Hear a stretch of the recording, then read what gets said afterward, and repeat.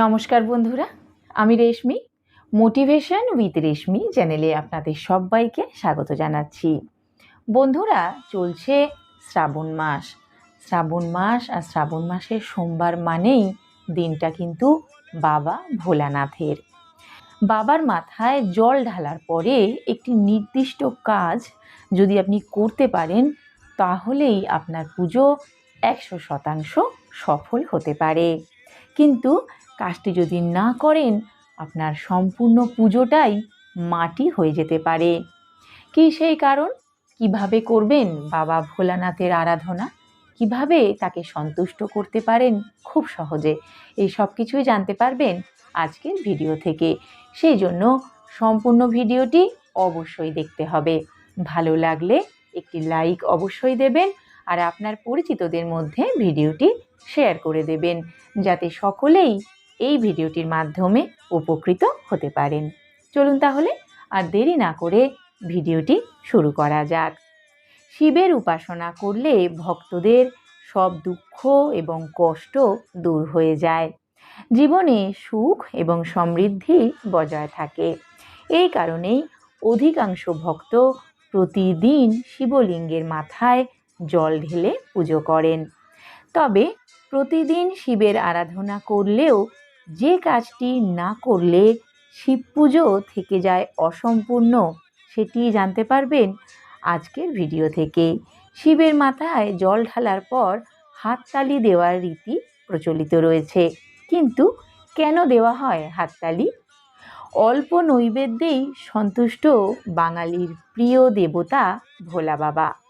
ধুতুরা ফুল, দুধ, মধু, আকন্দ ফুল দিলেই সন্তুষ্ট হন তিনি। শ্রাবণ মাসের সোমবার মানেই বাঁক হাতে নিয়ে বাবার মাথায় জল ঢালতে তারকেশ্বরের উদ্দেশ্যে বেরিয়ে পড়া। শ্রাবণ মাসের সোমবারগুলিতে তারকেশ্বর সহ অন্যান্য শিব মন্দিরগুলিতে ভক্তদের ঢল চোখে পড়বার মতন থাকে। প্রতিদিনই অনেকে শিবের পুজো করে থাকেন। শ্রাবণ মাসের শিব পুজো করার পদ্ধতি একটু আলাদা। বাংলা ক্যালেন্ডার মতে বর্তমানে চলছে শ্রাবণ মাস, শিবের সবচেয়ে প্রিয় একটি মাস। এই মাসে প্রত্যেকটা দিনই অত্যন্ত শুভ।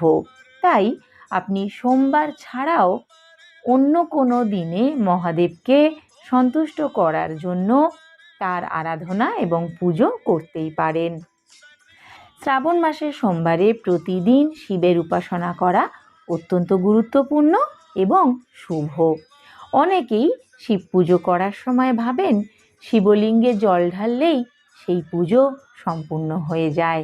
কিন্তু শিব পুজো করার সময়ে বা পরে এই একটি বিশেষ কাজ না করলে আপনার পুজো থেকে যাবে অসম্পূর্ণ। প্রতিদিন শিব পুজো করা হলেও এই মাসে শিবের আরাধনা করলেও এই কাজ করা অত্যন্ত গুরুত্বপূর্ণ এবং আবশ্যিক। অনেকেই এই কাজটি কিন্তু করেন না, কিন্তু কাজটি মোটেই কঠিন না। অথবা অনেকে কাজটি করেন কিন্তু জানেন না যে সেটি কেন করা হয়। ভোলানাথকে একটি বেলপাতা ও জল নিবেদন করলেও তিনি সন্তুষ্ট হন। তবে শ্রাবণ মাসে ভোলানাথের আরাধনার জন্য যে কাজই করা হোক না কেন, তা অত্যন্ত নিষ্ঠার সঙ্গে পালন করা উচিত। এই কারণেই শিবের উপাসনা অত্যন্ত সহজ বলে মনে করা হয়। শিবের উপাসনা করলে ভক্তদের সমস্ত দুঃখ এবং কষ্ট দূর হয়ে যায়। জীবনে সুখ ও সমৃদ্ধি বজায় থাকে। এই কারণেই অধিকাংশ ভক্ত প্রতিদিন শিবলিঙ্গের মাথায় জল ঢেলে পুজো করে থাকেন। তবে প্রতিদিন শিবের আরাধনা করলেও শিবের মাথায় জল ঢালার পরে হাততালি কিন্তু দিতে হবে। ভগবান শিবের পুজোয় পঞ্চামৃত, বেলপাতা, ধুতুরা ফুল নিবেদন করা অত্যন্ত শুভ। শিবলিঙ্গে জল ঢালার পর ও পুজো করার সময় ভক্তরা 3 বার হাততালি দেবেন। এই কাজটি করলেই শিবের পুজো সম্পন্ন হয় বলে বিশ্বাস করা হয়। 3 বার হাততালি দেওয়া যে কোনো পুজোর আমাদের ঐতিহ্য। কিন্তু শিবের পুজো করবার পরে 3 বার হাততালি দিলেও এর পিছনের কারণটি কি সেটি জানেন না অনেকেই। 3 বার হাততালি দেওয়ার পিছনে রয়েছে একটি বিশেষ কারণ। প্রথমবার তালি দেওয়ার অর্থ হলো মহাদেবকে তার উপস্থিতির জানান দেওয়া। দ্বিতীয় হাততালির অর্থ হলো মহাদেবের কাছে কিছু না চাইলেও তিনি যেন আমাদের গৃহে অর্থের ভাণ্ডার সব সময় পূর্ণ করে রাখেন। শেষ বা তৃতীয় হাততালিটি দিলে মহাদেবকে তার পায়ে স্থান দেওয়ার জন্য প্রার্থনা জানানো হয়। পৌরাণিক কাহিনী অনুসারে প্রতিবার শিবের পরম ভক্ত রাবণও শিবের পুজোর শেষে 3 বার হাততালি দিতেন। শিবের প্রতি অগাধ বিশ্বাস থাকার কারণেই তিনি লঙ্কা রাজ্য লাভ করেছিলেন। অন্যদিকে শ্রীরাম যখন সমুদ্রের উপরে সেতু তৈরি করতে চেয়েছিলেন, তখন তিনি এই কাজে সাফল্য পাওয়ার জন্য শিবের পুজো করেছিলেন এবং পুজো শেষে 3 বার হাততালি দিয়েছিলেন। তাহলে বন্ধুরা, জানতে পারলেন তো, শুধুমাত্র শিবলিঙ্গে জল ঢাললেই হবে না। জল ঢালার সঙ্গে সঙ্গে কোন কাজটি অবশ্যই করতে হবে এবং সেই কাজটি করার পিছনে আসল কারণটি কী। আশা করি ভিডিওটি আপনাদের উপকারে লাগবে। বন্ধুরা, এবার আপনাদের একটা ছোট্ট কিন্তু গুরুত্বপূর্ণ জিনিস জানাবো। শ্রাবণ মাসে আমরা মহিলারা অনেকেই সবুজ রঙের কাঁচের চুড়ি পরেছিলাম। সবুজ রঙের কাঁচের চুড়ি পরলে একদিকে যেমন প্রকৃতিকে ধন্যবাদ জানানো হয়, বাবা মহাদেবের অত্যন্ত পছন্দের রং এই সবুজ। সেই কারণে শ্রাবণ মাসে সবুজ চুড়ি আমরা মহিলারা হাতে ধারণ করে থাকি।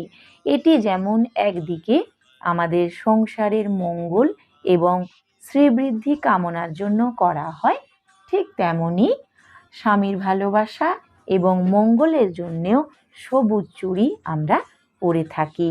বর্ষাকালে চারিদিক থাকে সবুজ, আর এই সবুজ হলো সুখ এবং সমৃদ্ধির প্রতীক। সবুজ চুড়ি পরলে সৌভাগ্যের উদয় হয়। কিন্তু শ্রাবণ মাস শেষ হয়ে আসছে।